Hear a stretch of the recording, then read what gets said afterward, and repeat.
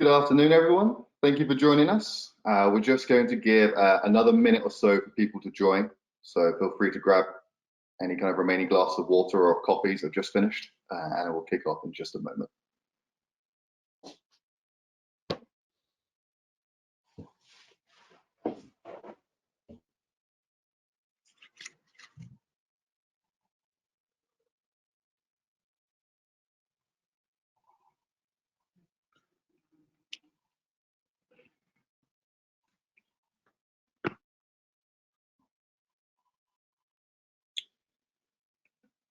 Still see a few more trickling in, so another 30 seconds or so and we should be good to go.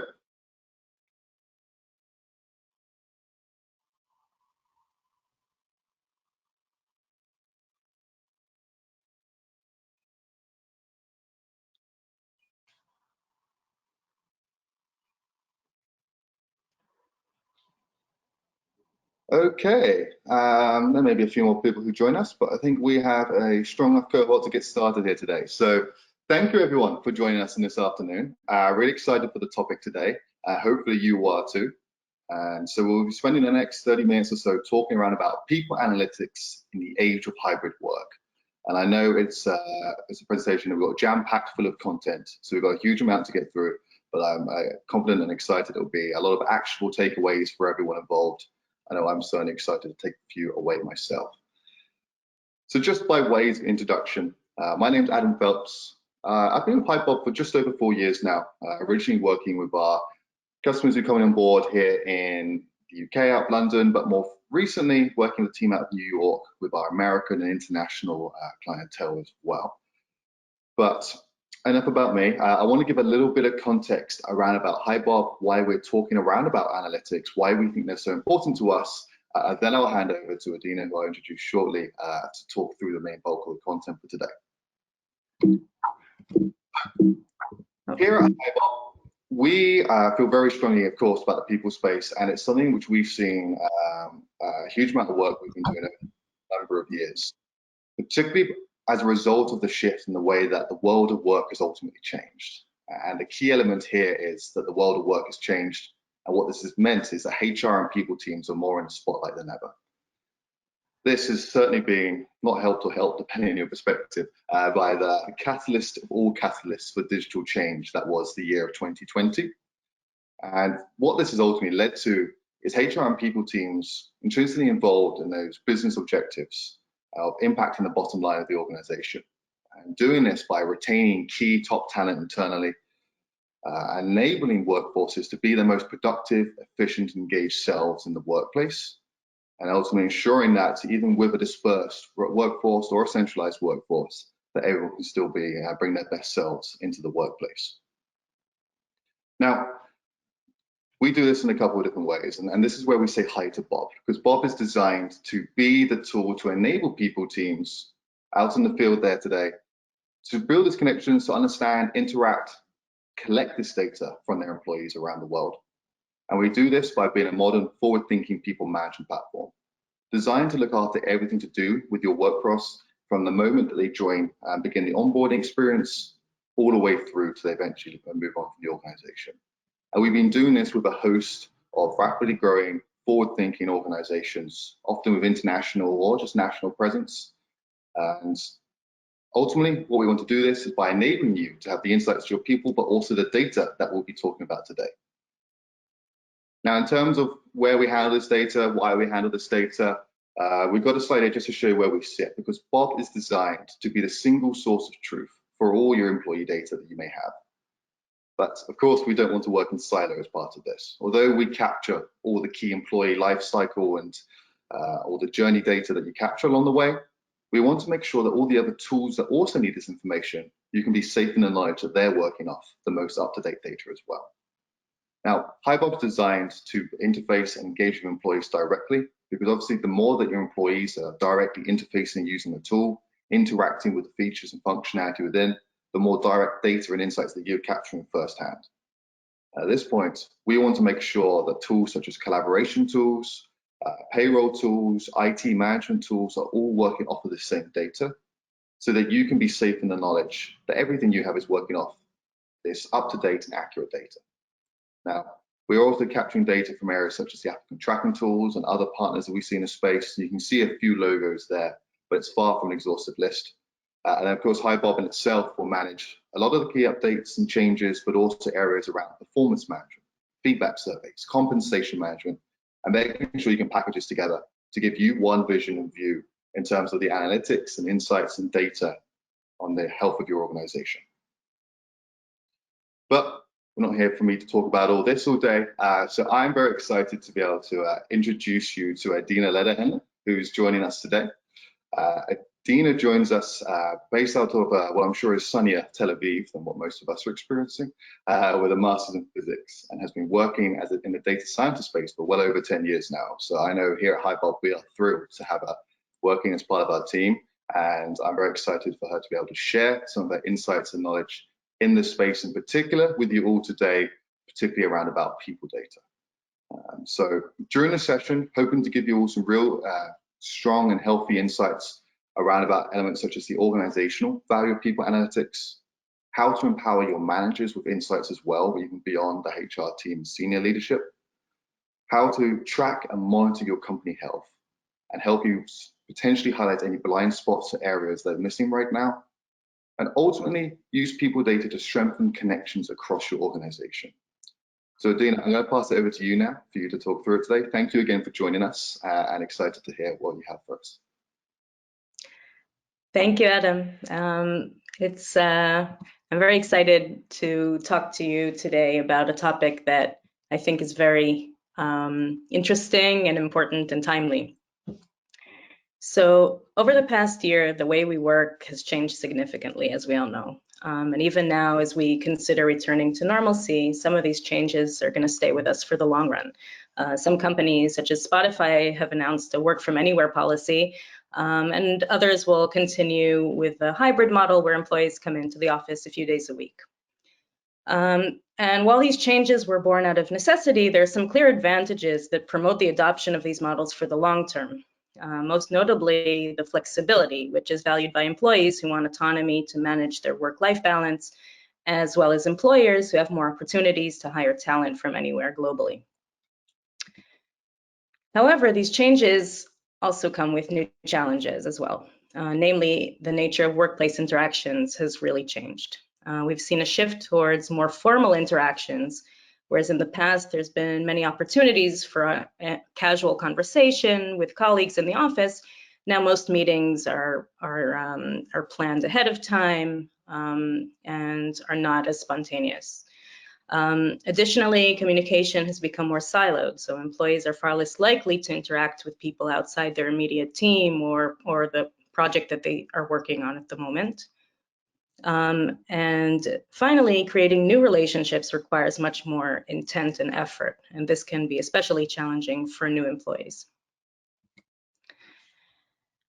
These challenges can affect your company at all levels, starting with upper management who may feel that they're becoming cut off from individual employees. Managers have far less insight into how their employees are working and fewer sources of support internally from other managers. Employees can become disengaged, new hires may take longer to integrate, and issues of diversity and inclusion may become magnified. So how can people analytics help? Before talking about people analytics in the context of hybrid work challenges, I want to discuss what I feel is the value of people analytics in general. So first off, we have insight. As people managers, you have access to large amounts of data. However, it's very difficult to gain insight by looking at the raw data alone. And people analytics is a set of tools that can dive into the data and find interesting data points, patterns, or trends. So the first thing that people analytics provides is the ability to learn something new. The second thing is access.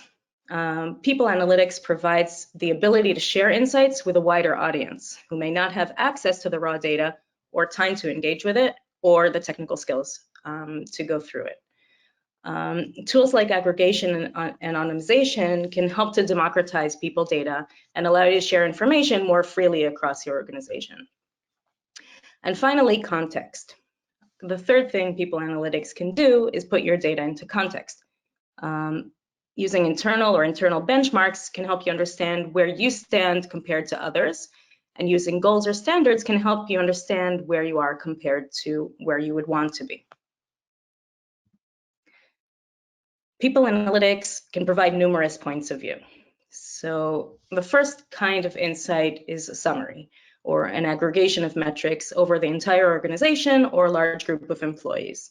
So this might include single metrics such as average values or percentiles, but could also refer to overall patterns and trends, which can't be seen by looking at individual data points. In the context of people analytics, this can be things like an overall trend in turnover rate, for example, or whether there is a correlation between manager turnover and employee engagement scores. The second type of insight is similarity. So you can discover individuals or groups that behave in a similar way. So for example, you could use clustering to compare employees with similar roles and experience, and then analyze how compensation varies within each group, comparing apples to apples. And finally, there's outliers. People analytics can help you to discover individuals who are significantly different from the rest. So for example, employees with significantly higher performance scores than the rest of their team, or any other metric. So now we come to how people analytics can help you overcome some of the challenges associated with hybrid work.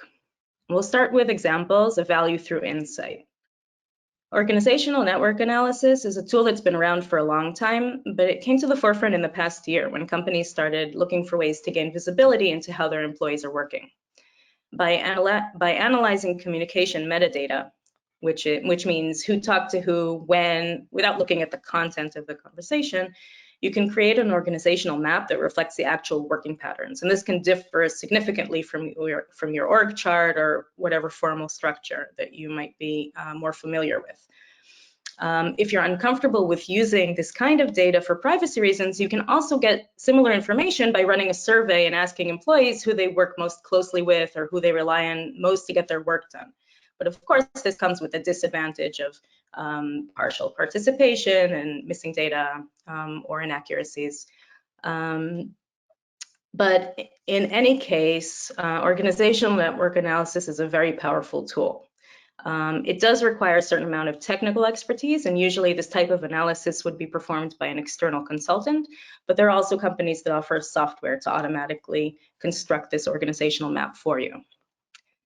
But once you have this map, then it can help you do several different things. You can identify silos or areas in your organization that are cut off from each other. You can identify individuals who are cut off from the rest of the organization and are at risk of becoming disengaged. And you could also identify individuals who are overloaded with connections and might be at risk of burnout. Another way to use this sort of map is to apply filters so you can identify more systematic issues. So for example, if we were to apply different colors to individuals by gender or ethnicity, you could actually visualize patterns of exclusion across the board or in specific segments of the organization. This would allow you to be armed with strong visual evidence that you would need to be able to start working towards change in a targeted and measurable way. This could include encouraging new connections by creating projects, committees, or social initiatives, or a more top-down approach utilizing manager training. By rerunning the analysis a few months down the road, you should be able to see the changes clearly, and that's another advantage of this sort of visual analysis. Another way to gain insight by using communication data is to provide managers with aggregated data about their team's communication patterns. And this can help managers feel like they see the big picture and regain some of the connection they would have had with the team if they were working in the office together. And here we see an example of such an insight regarding the proportion of communication that occurs outside regular working hours. If this proportion is too high or it starts to increase over time, it could signal possible burnout risk among employees. Similarly, managers can gain insight from calendar data analysis. So for example, how frequently a manager has met with each of their employees over the past few weeks, how many consecutive meeting-free hours their employees have on an average day. And having these insights is a quantified way that can help managers set goals and monitor progress to improve their team efficiency and productivity. Of course, this kind of data is also interesting at the company level, not just at the manager level. So while survey data can give you a kind of big picture view of employee satisfaction or burnout level, it can't necessarily help you identify the underlying cause. But if you look at patterns in communication or meeting data, this can actually help you identify productivity issues that have become part of the company culture. So next, let's look at ways that people analytics can provide access to information across your organization, reaching people at all levels. So let's start with upper management, and the challenge here is staying connected to individual employees. People analytics provides tools that can highlight individuals that stand out for any reason and might otherwise have been overlooked. And all-in-one systems like Hibob have the ability to pull data from many different domains, including core HR, performance data, engagement data, goals, compensation, et cetera, to find individuals that stand out in many different ways. This kind of analysis doesn't necessarily require a lot of technical expertise, but it can be very effective in bringing individual employees to the attention of company leaders. If you choose to create this sort of analysis in your own organization, you could also customize it to choose metrics that embody your company values or goals. And there's nothing more powerful for increasing employee engagement than recognition. As your company grows, this tool can ensure employees continue to be seen. Access can also mean making connections between people who might not otherwise interact day to day. With increasing concern about communication silos, people analytics can be used to identify managers with similar profiles and challenges, using metrics such as manager tenure, team size, team composition, number of exits and new hires. Managers can be matched to each other, even across departments and functions. And this can allow you to set up support networks or mentoring programs for managers who can feel isolated when managing teams remotely. And finally, let's talk about how putting data into context adds value. So internal benchmarking is a powerful tool for managers. It allows them to see their team's performance and metrics side by side with the company average and top or bottom scores. So if a manager sees that their team has a mediocre work-life balance score, for example, but that it's close to the company average, that's very different from the information that their team is in the bottom 10%. And this kind of benchmark can also be applied to other metrics, such as turnover data or attendance data. And context is a critical component in empowering managers to make more informed decisions about how to improve their and their team's performance and engagement. Individual managers are often not given access to information about other teams, and that can leave them unsure about what their actual strengths and weaknesses are as managers and what might be a larger issue affecting the company as a whole. A different way of providing context is showing progression over time. So rather than comparing their team to the rest of the company, managers can also gain insight by looking at what has changed within their team over time. And by recognizing patterns early, interventions can be made where needed and progress can be celebrated properly. So in summary, the world of work has transformed and new challenges have emerged in the era of hybrid work. And people analytics provides insight, access, and context for your people data. Used correctly, people analytics can be a useful tool for empowering managers, strengthening connections within your organization. And now we have some time for questions.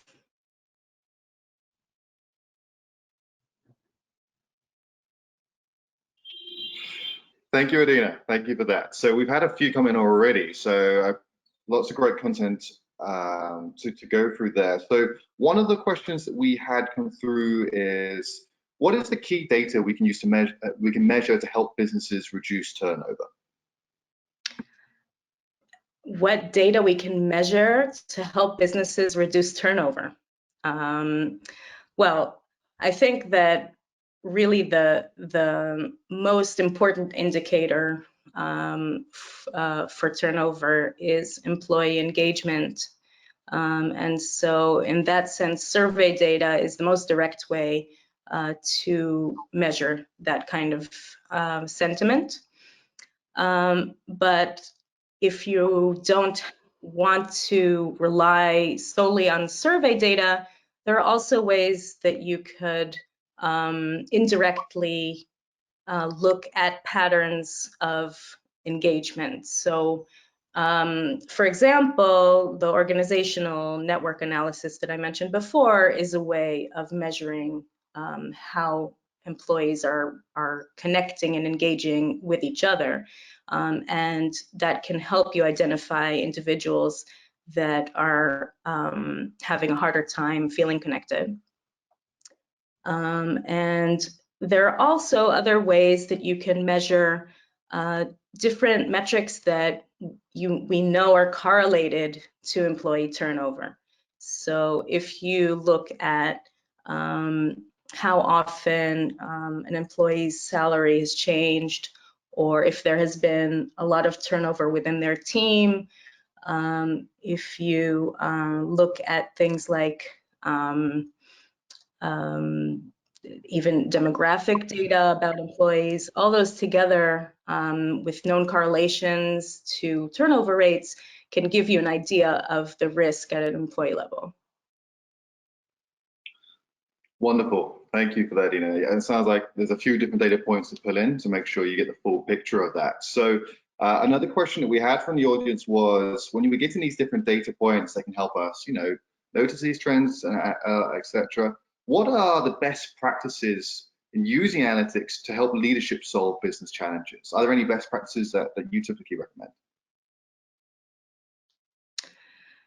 So I think that the most important thing is to be able to present data clearly and visually.